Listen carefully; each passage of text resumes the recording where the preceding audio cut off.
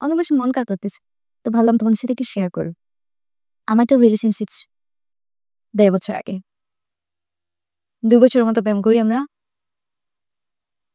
Long distance relationship আরকি। আমি তাকে কোনোদিন দেখি নাই। ভিডিও কলও কোনোদিন আসে নাই। আসলে জাস্ট পিকচার দেখছিলাম আর কিছুই না। এভাবে।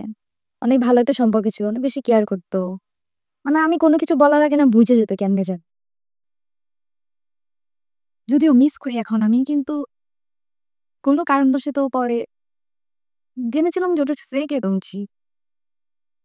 মানে এত নিখুঁতভাবে মানুষ কিভাবে আরেকটা মানুষকে ঠকাইতে পারে আমি আসলে জানি না।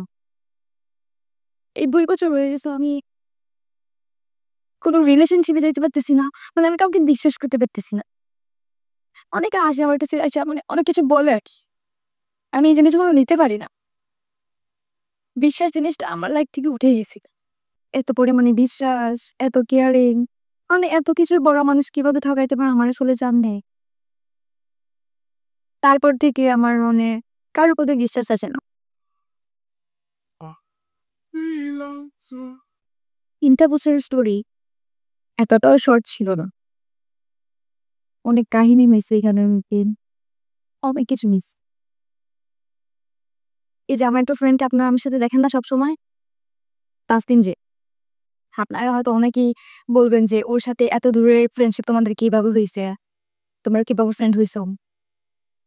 এটাও এবারেই। মানে আমি যেই ছেলের সাথে রিলেশনশিপে ছিলাম ২ বছরের মতো, ওই ছেলের সাথেই ১.৫ বছরের মতো প্রেম করছে। আমি ওদের আইডি থেকে চেটিং-ফেটিং বের করে হচ্ছে ওকে খুঁজে বের করছিলাম। দেন ওর সাথে আমার কথা হইছিল। তারপর থেকে সব ক্লিয়ার হয়েছিল যে আমরা হচ্ছে দুজনেই একটা ভুল রিলেশনশিপে আছি। একটা ভুল মানুষ, একটা ভুল জায়গা। তো এই আরকি। তারপর থেকে ওর সাথে আমার প্রায় সময় কথা হইতো। তারপর থেকে আমরা খুব ভালো ফ্রেন্ড হই। এইটাই।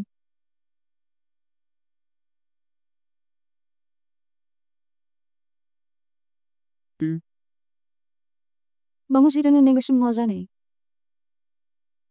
কিন্তু আমার কাছে ওই টাইমটা কিভাবে কাটছে, আমি কিভাবে ছিলাম, মেন্টালি ডিপ্রেস ছিলাম। এত পরিমাণে কান্না আমি করছি। আমার চোখ ২ টা ফুলে তাকানো যেত না। এত ছোট, ছোট হয়ে যেত। এত পরিমাণে কান্না করছি। আমি সবচাইতে বেশি নিজের ক্ষতি করছি। নিজেকে আমি কষ্ট দিয়ে বেশি। এই কিছু বছর ১.৫ বছরে তো এক মানে চিল অনেক ভালো আছি। সবকিছু আমি মেনে নিয়েছি। একদম ভালো আছি। আমার এগুলো নিয়ে কোনো ইয়ে নাই, আফসোস নাই। কিন্তু ওই টাইমটুকুতে আমি কিভাবে ছিলাম একমাত্র শুধু আমি জানি। মেন্টালি বলেন, মানে সব সাইড থেকে আমি খুব বেশি একা হয়ে গেছি। এত পরিমাণে লোনলি ফিল করতাম। আমি রুম থেকে বের হইতাম না। মানুষকে ঠকাই যেতাম ভাই। এই জিনিসগুলো আসলে মেনে নেওয়া যায় না। একটা মানুষকে এত পরিমাণে বিশ্বাস করার পর হঠাৎ করে যখন মনে হয় যে আমি যার সাথে ছিলাম সে একটা ভুল মানুষ। যার কোনো অস্তিত্ব আমার লাইফে নাই। এই জিনিসগুলো আসলে মেনে নেওয়া যায় না। অনেক বেশি পেইনফুল হয়।